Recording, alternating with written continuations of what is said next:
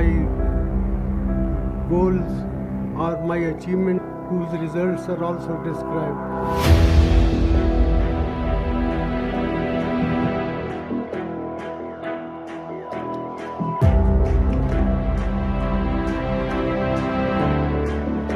Work transformed the trajectory for its emergence as a global economic power.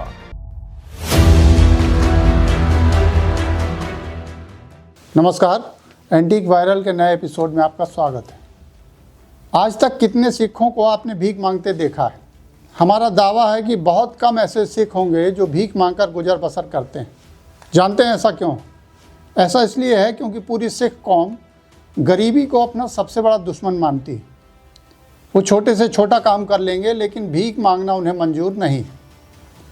आज़ादी के बाद देश ने इतनी गरीबी झेली कि हम अमीरी का स्वाद ही भूल गए थे, लेकिन एक सिख फिर इस देश को अमीरी का स्वाद चखा गया।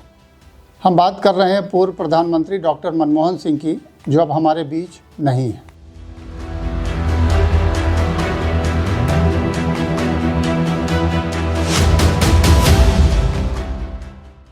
तारीख थी 20 मई 1991, जब आम चुनाव के पहले चरण का मतदान चल रहा था।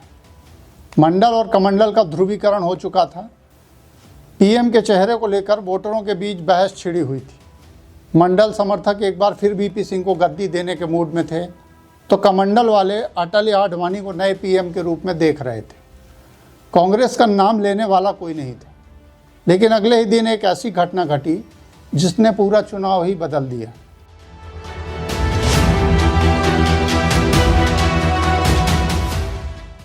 21 मई को पूर्व प्रधानमंत्री राजीव गांधी की हत्या से पूरे चुनावी समीकरण बदल गए। गांधी परिवार में दूसरी हत्या देखकर देश स्तब्ध था। वोटर मंडल और कमंडल को भूल गए और अगले 2 चरणों में कांग्रेस को जमकर सिंपैथी वोट मिले। हालांकि तब तक देर हो चुकी थी।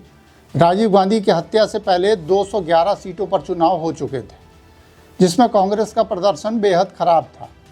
उनकी हत्या के बाद अचानक हवा बदली और कांग्रेस 232 सीटें हासिल करके सिंगल लार्जेस्ट पार्टी बन गई।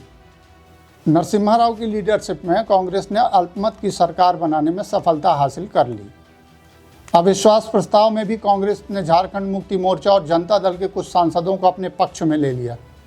सरकार तो बच गई, लेकिन नरसिम्हा राव के सामने सबसे बड़ी समस्या ये थी कि वित्त मंत्री किसे बनाया जाए, क्योंकि तब का कोई भी कांग्रेस नेता वित्त मंत्री नहीं बनना चाहता था। कारण था देश की बदहाल आर्थिक स्थिति। विदेशी मुद्रा भंडार खाली होने की कगार पर था।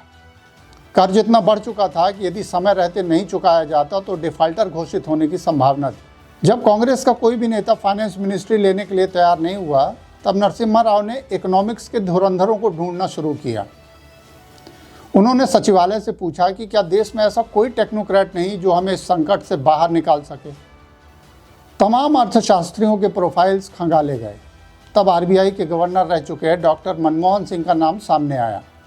डॉक्टर सिंह ऑक्सफोर्ड से पीएचडी थे और उनका रिसर्च टॉपिक था India's export performance 1951 to 1960, export prospects and policy implications. उस समय किसी पॉलिसी इम्प्लीकेटर की ही ज़रूरत थी। डॉक्टर सिंह पर जो इंटेलिजेंस रिपोर्ट राव को मिली वो चौंकाने वाली थी। रिपोर्ट्स में बताया गया था कि डॉक्टर सिंह बड़े ही लो प्रोफाइल में रहते हैं, लेकिन इकोनॉमिकल चैलेंजेस पर काम करना उनका पैशन है। डॉक्टर सिंह उस समय जिनेवा में साउथ कमीशन के जनरल सेक्रेटरी थे। नई दिल्ली के सेक्रेटरीट से उनके पास एक कॉल जाती है, doctor Singh, PM wants to meet you. Doctor Manmohan Geneva से वापस लौटे और सीधे पीएमओ जा पहुंचे। वहां कुछ देर की मुलाकात के बाद ही नरसिम्हा राव समझ गए कि ये कोई साधारण सरदार नहीं है। अगले ही दिन फाइनेंस मिनिस्ट्री के लिए डॉक्टर मनमोहन सिंह के नाम का ऐलान होता है और उन्हें खुली छूट दी जाती है। वो चाहे जैसे करें, चाहे जो करें, लेकिन देश को संकट से बाहर निकालें।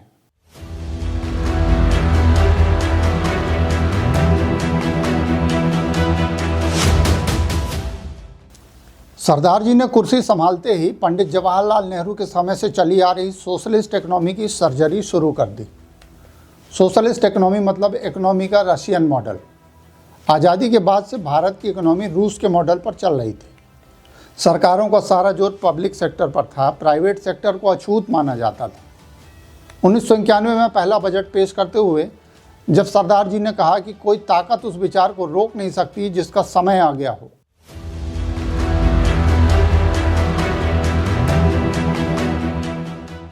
तब यह साफ हो गया था कि वो रुकने वाले नहीं। वो बात कर रहे थे उदारीकरण की, लिबरलाइजेशन की। उन्होंने देश के तमाम आर्थिक दरवाजे दुनिया के लिए खोल दिए। इतना बड़ा बाजार देखकर निवेशक पागल हो उठे और भारत की तरफ भागे। देखते ही देखते इकोनॉमिक ग्रोथ का ग्राफ ही बदल गया।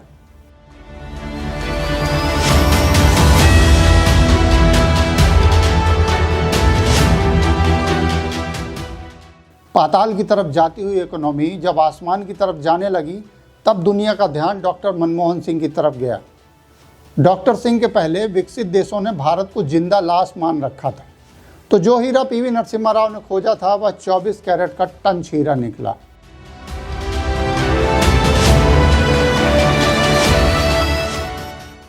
सरदार जी ने भी दिखा दिया कि साला झुकेगा नहीं।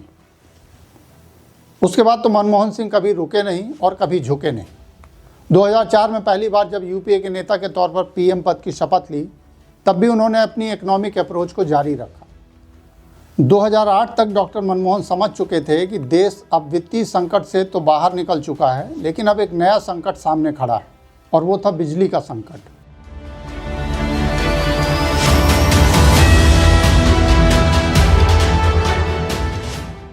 इसके लिए उन्हें ज़रूरत थी परमाणु बिजली घरों की, लेकिन इंदिरा गांधी और अटल बिहारी वाजपेयी की सरकारों ने जो परमाणु परीक्षण कर रखे थे, उसके कारण भारत को न्यूक्लियर ट्रेड से अलग थलग कर दिया गया था। ऐसे समय में डॉक्टर मनमोहन सिंह ने अमेरिका को अपने साथ लेकर India US civil nuclear agreement किया था। उस समय के राष्ट्रपति बराक ओबामा मनमोहन सिंह के मुरीद थे।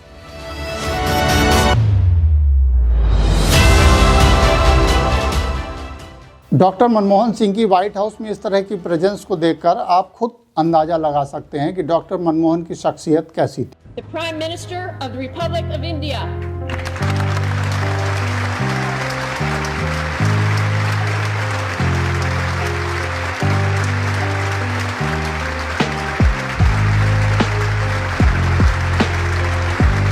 इस न्यूक्लियर एग्रीमेंट पर लेफ्ट ने सरकार से समर्थन वापस लेने की धमकी दी, लेकिन मनमोहन झुके नहीं।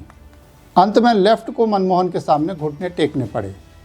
डॉक्टर मनमोहन की महानता के तमाम किस्सों से आज यूट्यूब भरा पड़ा है।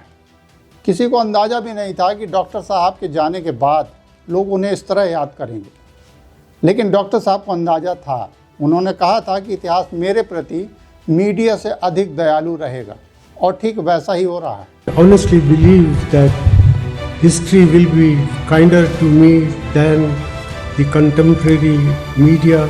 भारत तो छोड़िए, देखिए पाकिस्तान का मीडिया उनके बारे में क्या कह रहा है। भारत की तारीख में मैं अगर मुख्तसर पूछूं, उन्हें कैसे याद रखा जाएगा? ट्रिब्यूट्स तो पेश किए जा रहे हैं। देखिए, वहाँ तो बड़े सिंपल से और एलिगेंट ट्रिब्यूट्स किए जा रहे हैं। इनको पहली दफ़ा फाइनेंस मिनिस्टर बने थे ये। इनको नरसिम्हा राव साहब ने, जब वो प्राइम मिनिस्टर थे, तो 91 में मेरा ख्याल है इनको फाइनेंस मिनिस्टर बनाया। और सबसे ज़्यादा इनकी शोहरत एज फाइनेंस मिनिस्टर थी, बिकॉज 4 साल वो फाइनेंस मिनिस्टर रहे मेरा ख्याल है, until the next government came in. उन्होंने इंडिया की जो इकोनॉमी थी उसको तब्दील कर दिया, इन रिफॉर्म कर दिया, इनकलाब ले आए। अब बात करें उन जाहिलों की जो मनमोहन के रहते हुए भी उन्हें पहचान नहीं पाए। उनमें से सबसे ऊपर जो नाम है वो खुद जाहिलों के सरताज हैं। जी हाँ, हम बात कर रहे हैं पीएम नरेंद्र मोदी की, जो डॉक्टर साहब की मौत के बाद 2M दर्जे के नेता साबित हो चुके हैं। इससे कोई फर्क नहीं पड़ता कि डॉक्टर साहब का अंतिम संस्कार कहाँ किया गया, वो हर भारतीय के दिलों पर राज कर रहे हैं। लेकिन हैरानी की बात यह है कि डॉक्टर साहब पाकिस्तान के जिस गांव में पैदा हुए थे, वहाँ के लोग शोक मना रहे हैं। पाकिस्तान के पंजाब प्रोविंस में मौजूद गाह में मोहना के नाम से जाने जाते थे डॉक्टर मनमोहन। और बड़ी बात यह है कि गांव वालों ने उनका मेमोरियल बनाने का फैसला किया। ये मोदी के लिए शर्म की बात है। मणिशंकर अय्यर ने ठीक कहा था। मुझको लगता है कि ये आदमी बहुत नीच किस्म का आदमी है, इसमें कोई सभ्यता नहीं है। अब जरा इस चेहरे को देखिए, अन्ना हजारे। 2013 में लोग इसे महात्मा गांधी कह रहे थे। डॉक्टर मनमोहन सिंह को बदनाम करने में सबसे बड़ा किरदार इसी ने निभाया था। आज कोई इसका नाम लेवा नहीं बचा। हैरानी की बात यह है कि डॉक्टर साहब की मौत पर यह भी दुखी है। इसी का एक साथी था बाबा रामदेव उर्फ रामकिशन यादव। उसने डॉक्टर साहब को नामर्द कहा था। आजकल खुद का सिकुड़ता हुआ बाजार बचाने में लगा हुआ है, लेकिन इसकी पोल खुल चुकी है पतंजलि के कई प्रोडक्ट्स बैन होने के बाद लोगों को समझ में आ गया कि रामकिशन यादव मक्कार और फर्जी इंसान है। इनके अलावा अनुपम खेर भी काफ़ी दुखी है। वही अनुपम खेर जो एक्सीडेंटल प्राइम मिनिस्टर में डॉक्टर साहब का किरदार अदा कर रहा था। अब देखिए अपने ट्वीट में क्या बोल रहा है। लिखता है, he was inherently a good man and very honest. इसके जवाब में सीनियर पत्रकार वीर सिंघवी का ट्वीट पढ़िए। उन्होंने एक्सीडेंटल प्राइम मिनिस्टर को अब तक की सबसे घटिया फिल्म बताते हुए कहा कि इस फिल्म को देखिए ताकि आप मनमोहन सिंह पर बोले गए झूठ को याद रख सकें। ऐसे कई जाहिल और हैं जिनकी बात की जाए तो वीडियो बेवजह लंबा हो जाएगा, लेकिन उन जाहिलों में अमिताभ बच्चन और सचिन तेंदुलकर को जरूर याद रखिएगा। इन्होंने मनमोहन का खाया और मनमोहन की ही थाली में छेद किया।